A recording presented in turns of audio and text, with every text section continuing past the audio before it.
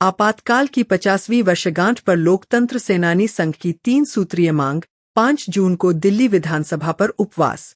आपातकाल की 50वीं वर्षगांठ के अवसर पर लोकतंत्र सेनानी संघ ने केंद्र एवं दिल्ली सरकार के समक्ष 3 सूत्रीय राष्ट्रीय मांगे रखी तथा 5 जून को दिल्ली विधानसभा के समक्ष 1 दिवसीय सांकेतिक उपवास आंदोलन आयोजित करने की घोषणा की है।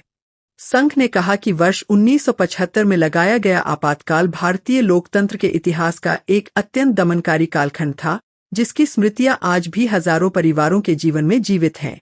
संघ द्वारा जारी प्रेस विज्ञप्ति में कहा गया कि केंद्र सरकार द्वारा 25 जून को संविधान हत्या दिवस घोषित किया जाना स्वागत योग्य कदम है, किंतु इसके साथ ही लोकतंत्र की रक्षा के लिए संघर्ष करने वाले सेनानियों के सम्मान, आपातकाल के इतिहास के अध्ययन तथा उससे जुड़े तथ्यों के सार्वजनिक परीक्षण की दिशा में भी ठोस कदम उठाए जाने आवश्यक है। संघ की पहली प्रमुख मांग है कि सीबीएसई, आईसीएसई तथा सभी राज्य शिक्षा बोर्डों के पाठ्यक्रम में कक्षा 8 से 12 तक आपातकाल 1975 से 77 के इतिहास को अनिवार्य अध्याय के रूप में शामिल किया जाए, ताकि नई पीढ़ी लोकतंत्र की रक्षा के संघर्ष एवं संवैधानिक मूल्यों के महत्व को समझ सके। संघ के अनुसार लोकतंत्र की सुरक्षा के लिए उसके इतिहास का अध्ययन अनिवार्य है। राजन डिंगड़ा, मैं दिल्ली प्रदेश का अध्यक्ष हूँ। आज प्रेस वार्ता जो लोकतंत्र सेनानी को लेकर के आप लोग की गई, क्या मांगे हैं सरकार से? सरकार से 5 जून को हम दिल्ली विधानसभा पे लोकतंत्र सेनानी जो आपातकाल के बंदी थे और उनके दिवंगत परिवार की तरफ से एक सांकेतिक उपवास कर रहे हैं अपनी 3 मांगों को लेकर कि आपातकाल का इतिहास पाठ्यक्रम में समाहित किया जाए। 8वीं से 12वीं तक के विद्यार्थियों को ये अनिवार्य रूप से पढ़ाया जाए आपातकाल क्या था, ताकि उनके अंदर पता लग सके कि आपातकाल के अंदर कांग्रेस ने क्या क्या जुल्म किया, जो आज संविधान की किताब उठाकर, लाल किताब उठाकर जो सब जगह घूमते फिरते हैं कि संविधान की हत्या हो गई, संविधान की हत्या हो गई। असलियत क्या था ये सारा पाठ्यक्रम में आए। दूसरा, संविधान की हत्या दिवस भारत सरकार ने घोषणा की, बहुत अच्छा कदम है, इसका हम स्वागत करते हैं। लेकिन हत्या हुई है तो हत्यारा कौन है, ये बिल्कुल इसका स्पष्ट उल्लेख होना चाहिए और दिल्ली विधानसभा एक प्रस्ताव पास कर केंद्र सरकार को भेजे कि इसमें स्पष्ट उल्लेख हो। अगर जांच आयोग की भी आवश्यकता पड़ती है, कोई कमीशन बैठाने की, तो वो समयबद्ध तरीके से कमीशन बैठाकर उसका रिपोर्ट आए कि असली संविधान का हत्यारा कौन है। तीसरा, लोकतंत्र सेनानियों को सम्मान जो भाजपा शासित राज्यों की 12 सरकारें दे रही हैं, लेकिन दिल्ली में अभी तक उसकी घोषणा नहीं हुई। दिल्ली की माननीय मुख्यमंत्री जी ने 28 मई 2020 को सार्वजनिक तौर पे कहा था और हर पेपर में और हर टीवी में उनकी न्यूज आई थी 2025 को कि दिल्ली के लोकतंत्र सेनानियों को भी अन्य राज्यों की तरह सम्मान देंगे। लेकिन अभी तक वो सिर्फ चर्चा में ही है, उसमें कुछ हुआ नहीं है। तो जल्द से जल्द सरकार इसके ऊपर निर्णय लेते हुए लोकतंत्र सेनानियों को सम्मान दे, क्योंकि लगभग आपातकाल को लगे 50 वर्ष हो गए हैं, जिसमें से 70% से लगभग ज्यादा चले गए हैं और रोज कोई ना कोई जा रहे हैं और सब हम जो बैठे हैं एक्सपायरी डेट के हैं। तो अतः आपसे निवेदन है कि दिल्ली सरकार जल्द से जल्द इस विषय में निर्णय लेते हुए ये करे। हम 5 जून को उपवास कर रहे हैं।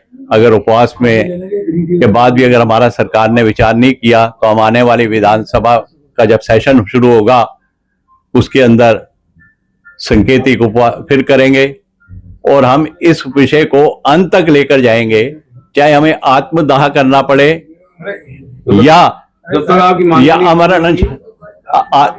या हमें अमर अनशन करना चाहिए पड़ेगा, हम उस तक जाएंगे। लेकिन अपनी ये तीनों मांगे आपातकाल का इतिहास पाठ्यक्रम में हो, संविधान का हत्यारा कौन है स्पष्ट किया जाए, और तीसरा, दिल्ली के लोकतंत्र, हम कोई सम्मान के भूखे नहीं है कि सम्मान, हम कोई भिखारी नहीं है।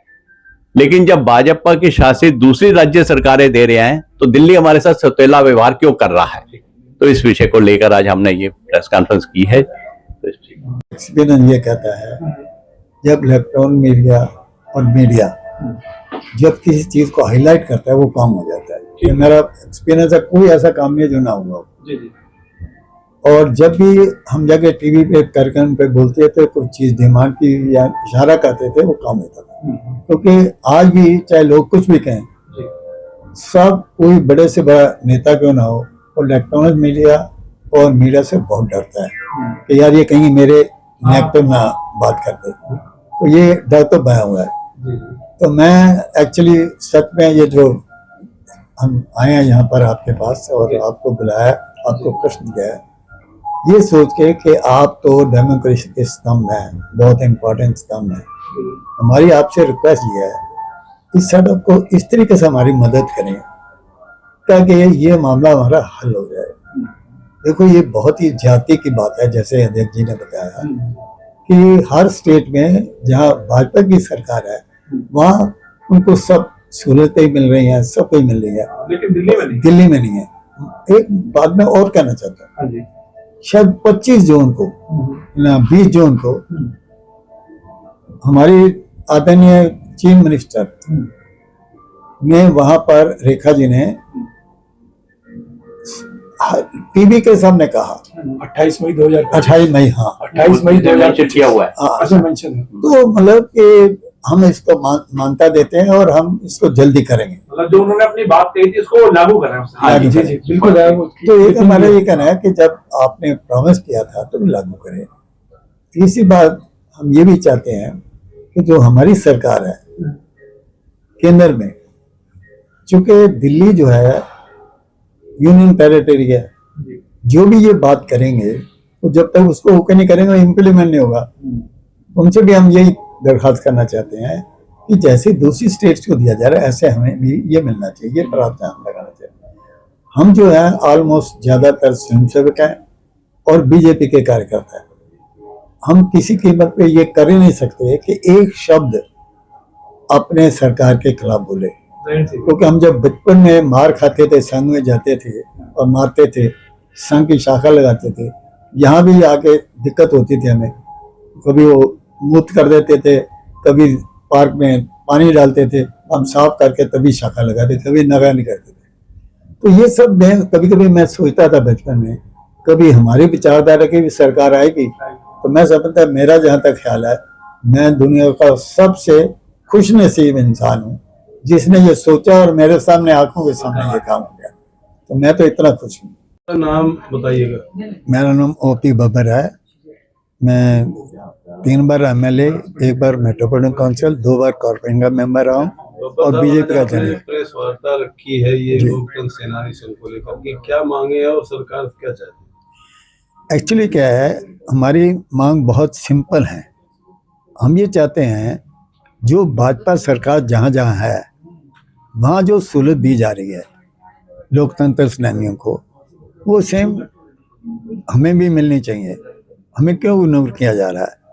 और जबकि यहाँ की सीएम ने 28 मई को सार्वजनिक रूप में कहा कि मैं इसको एक्सेप्ट करती हूँ और ये डिमांड जो है आपकी मानी जाएगी, लेकिन उसके बावजूद भी ये डिमांड नहीं मानी गई।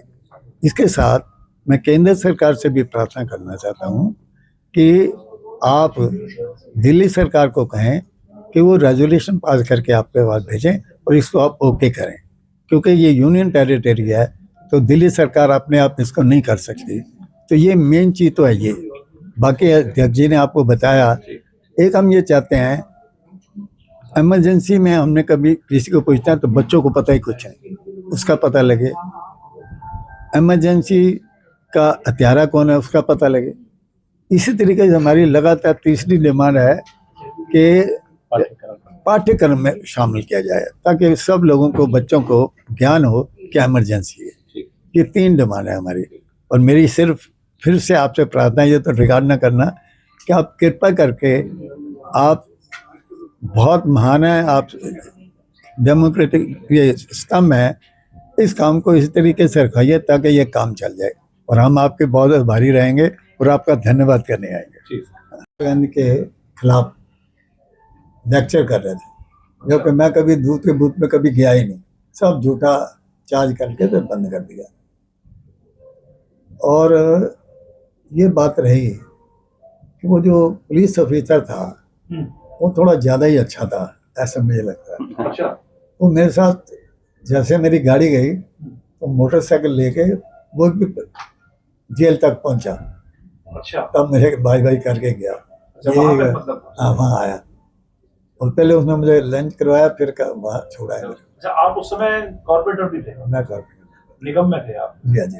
और सन 75 में तो जैसे अपना आजकल एमसीडी है, वार्ड है, तो पहले तो ये होता था कि लंबे होते थे महानगर पार्षद, भाई एक एरिया भी बड़े बड़े बड़े होते थे उस समय। हमारी जो कॉर्पोरेशन तो था, आप कहाँ से थे महानगर पार्षद? निगम तिलक पार्षद। निगम निगम पार्षद। तिलक उस समय निगम पार्षद थे। सर, तिलक नगर। तिलक नगर। तिलक कहाँ से ये पूछा? तिलक तिलक नगर। उन्होंने ये पूछा जी। एक्चुअली पता क्या है कि तब सीटें कम थी जी हाँ, तो सीटें कम थी, ये बात तो है। तो पॉपुलेशन का भी फर्क था, तो नेचुरली पॉपुलेशन के हिसाब से ही होना था। तो लास्ट में जब मैं मेट्रोपॉलिटन काउंसिल लड़ा तो इतना ही इलाका जो कॉर्पोरेशन का as it is metropolitan council हो गया। और तब कॉर्पोरेशन के मेंबर को पावर बहुत थी, बहुत ज्यादा पावर। आप जानते हैं। निगम के पास भी ज्यादा पावर थी। एमपी के चाहे मेट्रो में हो तो हमें रिक्वेस्ट करता है, यार मेरी जगह सिस्टर के यहाँ है तो जरा ये काम करवा देना। किसी के पास तो फंड होता नहीं था, लेकिन कॉर्पोरेशन के पास बहुत सारे फंड था। और कोई बात पूछना चाहिए?